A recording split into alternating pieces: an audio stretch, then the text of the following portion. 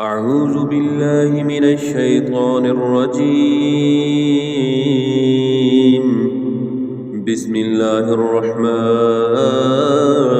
الرحيم. الحمد لله الذي أنزل على عبده الكتاب ولم يجعل له عوجا قيما لينذر بأسا شديدا من لدنه ويبشر المؤمنين الذين يعملون الصالحات أن لهم أجرا حسنا ماكثين فيه أبدا وينذر الذين قالوا اتخذ الله ولدا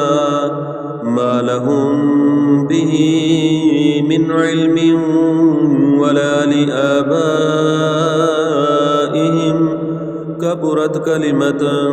تخرج من أفواههم إن يقولون إلا كذبا فلعلك باخع نفسك على آثارهم إن لم يؤمنوا بهذا الحديث أسفا إنا جعلنا ما على الأرض زينة لها لنبلوهم أيهم أحسن عملا وإنا لجاعلون ما عليها صعيدا جرزا أم حسبت أن أصحاب الكهف والرقيم كانوا من آياتنا عجبا إذ أوى الفتية إلى الكهف فقالوا ربنا آتنا من لدنك رحمة وهيئ لنا من أمرنا رشدا فضربنا على آذانهم في الكهف سنين عددا ثم بعثناهم لنعلم أي الحزبين يحصى لما لبثوا أمدا نحن نقص عليك نبأهم بالحق إنهم فتية آمنوا بربهم وزدناهم هدى وربطنا على قلوبهم إذ قاموا فقالوا ربنا رب السماوات والأرض لن ندعو من دونه إلها لقد قلنا إذا شططا هؤلاء قوم اتخذوا من دونه آلهة لولا يأتون عليهم بسلطان بين فمن أظلم ممن افترى على الله كذبا وإذ اعتزلتموهم وما يعبدون إلا الله فأووا إلى الكهف ينشر لكم ربكم من رحمته ويهيئ لكم من أمركم مرفقا وترى الشمس إذا طلعت تزاور عن كهفهم ذات اليمين وإذا غربت تقرضهم ذات الشمال وهم في فجوة منه ذلك من آيات الله من يهد الله فهو المهتد ومن يضلل فلن تجد له وليا مرشدا وتحسبهم أيقاظا وهم رقود ونقلبهم ذات اليمين وذات الشمال وكلبهم باسط ذراعيه بالوصيد لو اطلعت عليهم لوليت منهم فرارا ولملئت منهم رعبا وكذلك بعثناهم ليتساءلوا بينهم قال قائل منهم كم لبثتم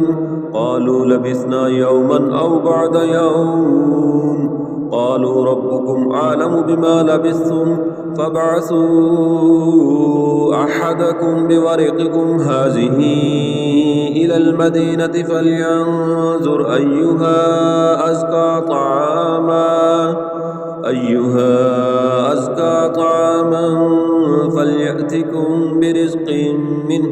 يتلطف فلا يشعرن بكم أحدا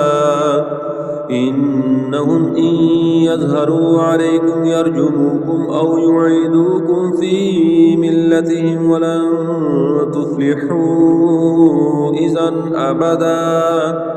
وكذلك عثرنا عليهم ليعلموا أن وعد الله حق وأن الساعة لا ريب فيها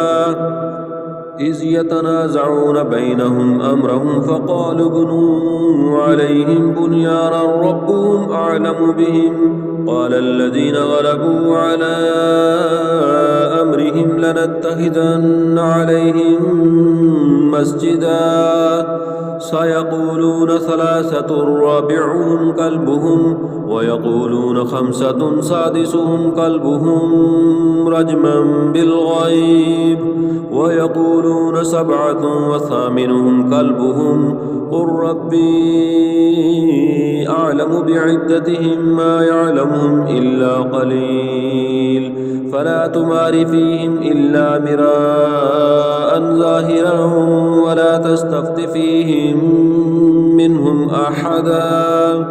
ولا تقولن لشيء إني فاعل ذلك غدا إلا أن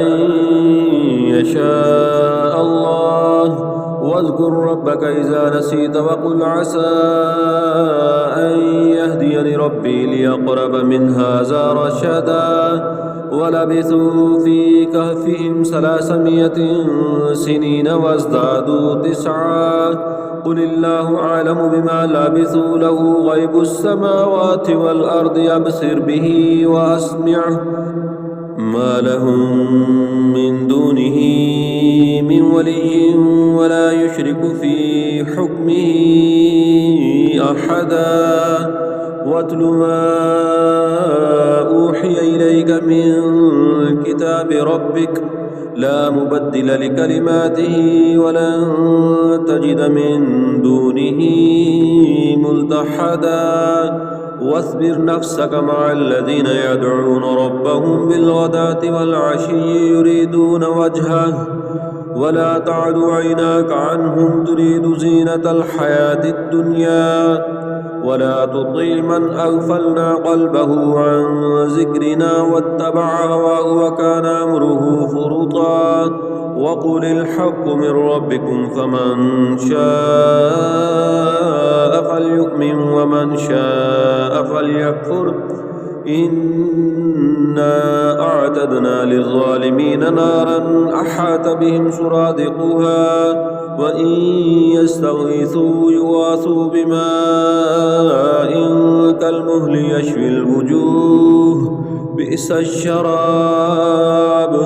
وساءت مرتفقا إن الذين آمنوا وعملوا الصالحات إنا لا نضيع أجر من أحسن عملا أولئك لهم جنات عدن تجري من تحتهم الأنهار يحلون فيها من أساور من ذهب ويلبسون ثيابا خضرا من سندس واستبرق متكئين فيها على الأرائك نعم الثواب وحسنت مرتفقا واضرب لهم مثل الرجلين جعلنا لأحدهما جنتين من أعناب وحففناهما بنخل وجعلنا بينهما زرعا كلتا الجنتين آتت أكلها ولم تظلم منه شيئا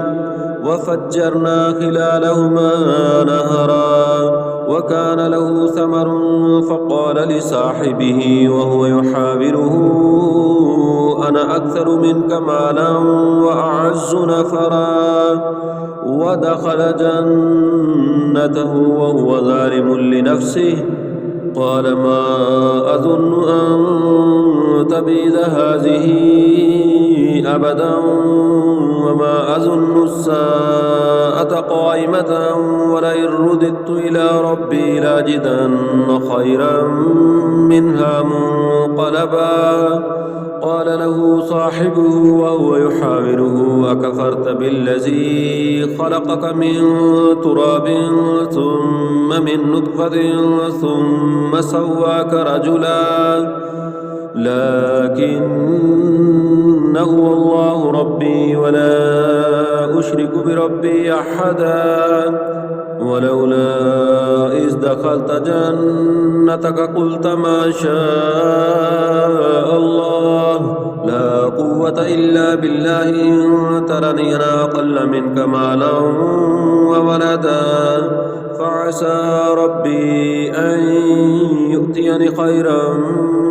من جنتك ويرسل عليها حسبانا من السماء فتصبح صعيدا زلقا أو يصبح ماؤها غورا فلن تستطيع له طلبا. وأحيط بثمره فأصبح يقلب كفيه على ما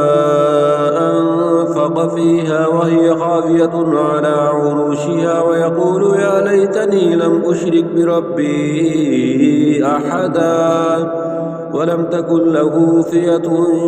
ينصرونه من دون الله وما كان منتصرا.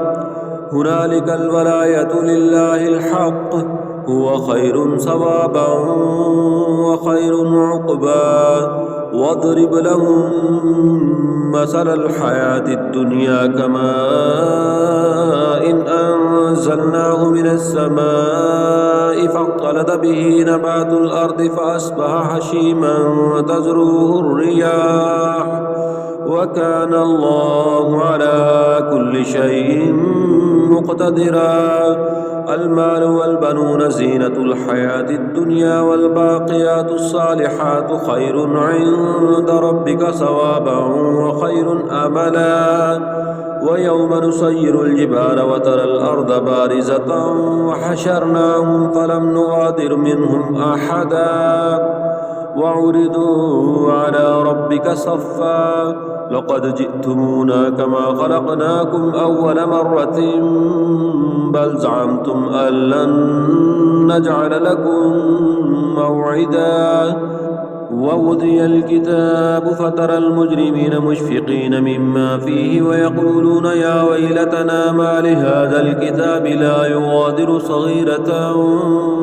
ولا كبيرة إلا أحصاها ووجدوا ما عملوا حاضرا ولا يظلم ربك أحدا.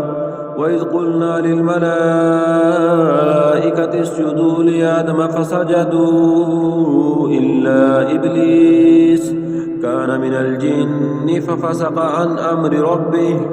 أفتتخذونه وذريته أولياء من دوني وهم لكم عدو بئس للظالمين بدلا. ما أشهدتهم خلق السماوات والأرض ولا خلق أنفسهم وما كنت متخذ المضلين عضدا.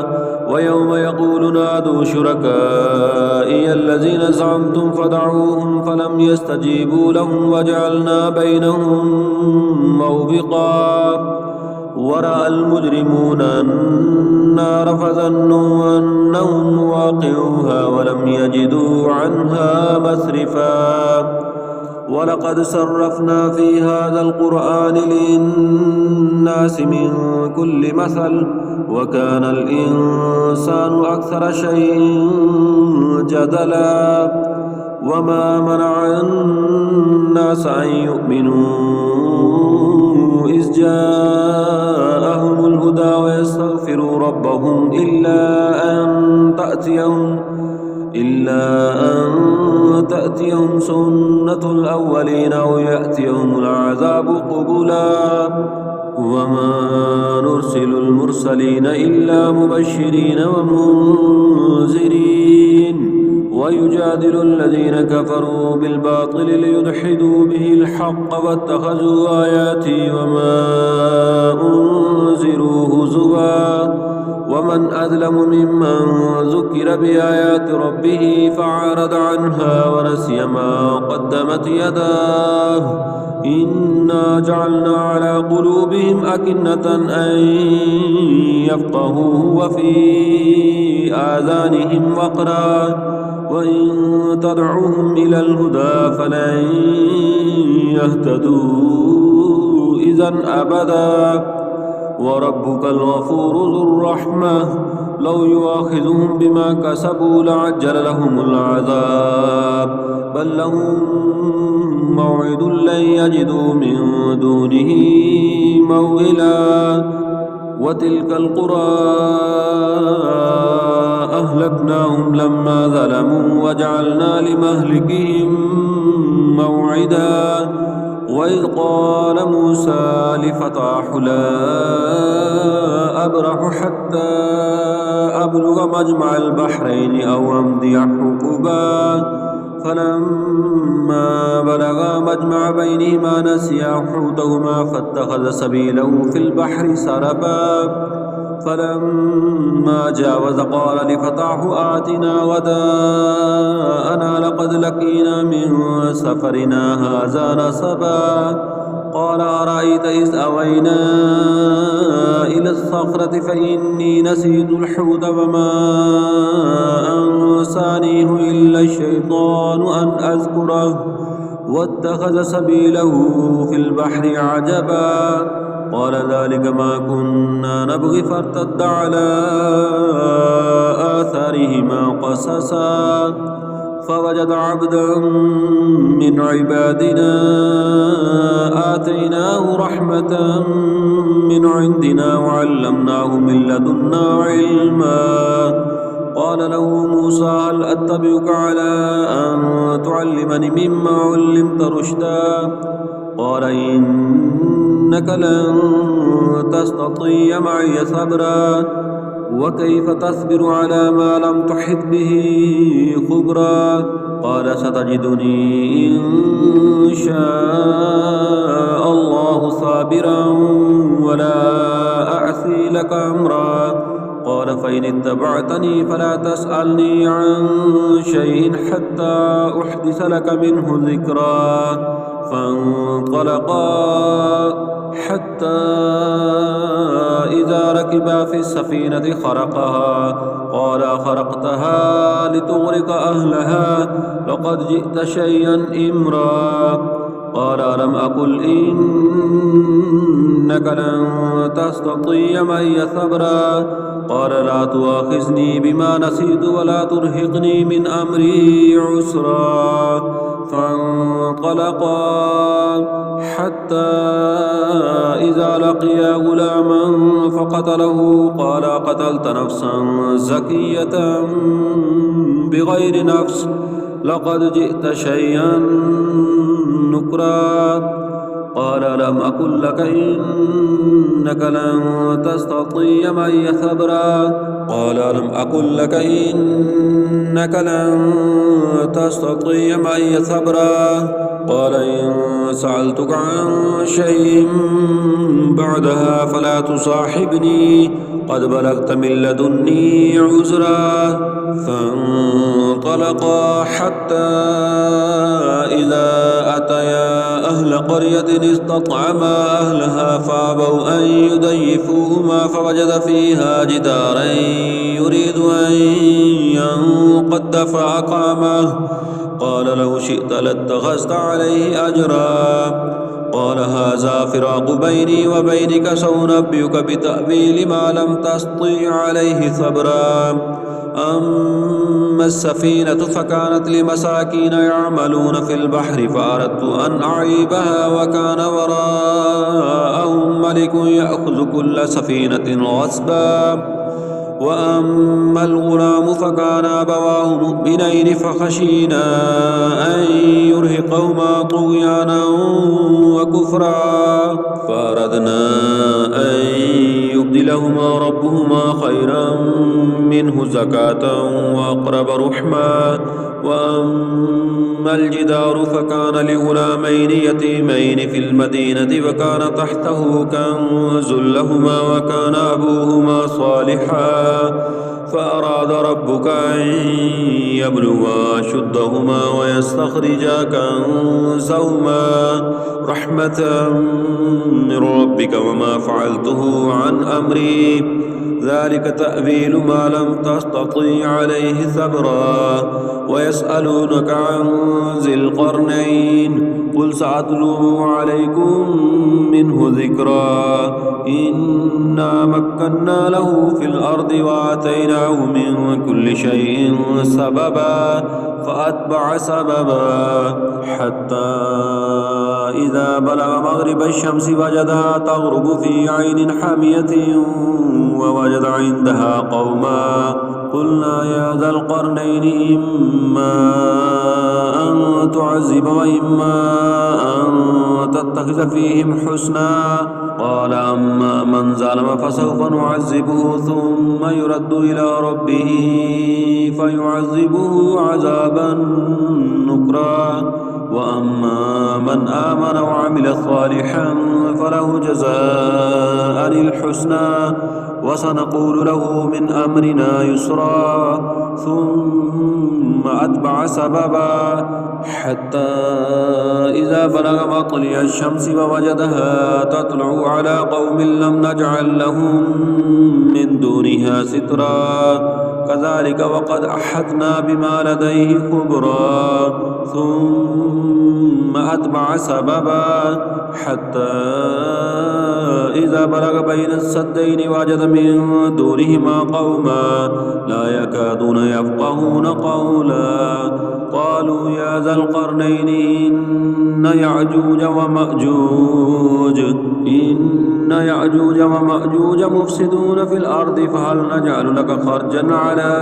أن تجعل بيننا وبينهم سدا قال ما مكني فيه ربي خير فأعينوني بقوة أجعل بينكم وبينهم ردما آتوني زبر الحديد حتى إذا ساوى بين الصدفين قال انفخوا حتى إذا جعله نارا قال آتوني يفرغ عليه قطرا فما استطاعوا أن يزهروه وما استطاعوا له نقبا قال هذا رحمة من ربي فإذا جاء وعد ربي جعله دكا وكان وعد ربي حقا وتركنا بعدهم يومئذ يموج في بعد ونفخ في الصور فجمعناهم جمعا وأردنا جهنم يومئذ للكافرين عرضا الذين كانت أعينهم في غطاء عن ذكري وكانوا لا يستطيعون سمعا أفحسب الذين كفروا أن يتخذوا عبادي من دوني أولياء إنا أعتدنا جهنم للكافرين نزلا قل هل ننبئكم بالأخسرين أعمالا الذين ضل سعيهم في الحياة الدنيا وهم يحسبون أنهم يحسنون صنعا أولئك الذين كفروا بآيات ربهم ولقائه فحبطت أعمالهم فلا نقيم لهم يوم القيامة وزنا ذلك جزاؤهم جهنم بما كفروا واتخذوا آياتي ورسلي هزوا إن الذين آمنوا وعملوا الصالحات كانت لهم جنات الفردوس نزلا خالدين فيها لا يبغون عنها حولا قل لو كان البحر مدادا لكلمات ربي لنفد البحر قبل أن تنفد كلمات ربي ولو جئنا بمثله مددا قل إنما أنا بشر مثلكم يوحى إلي أنما إلهكم إله واحد فمن كان يرجو لقاء ربه فليعمل عملا صالحا ولا يشرك بعبادة ربه أحدا.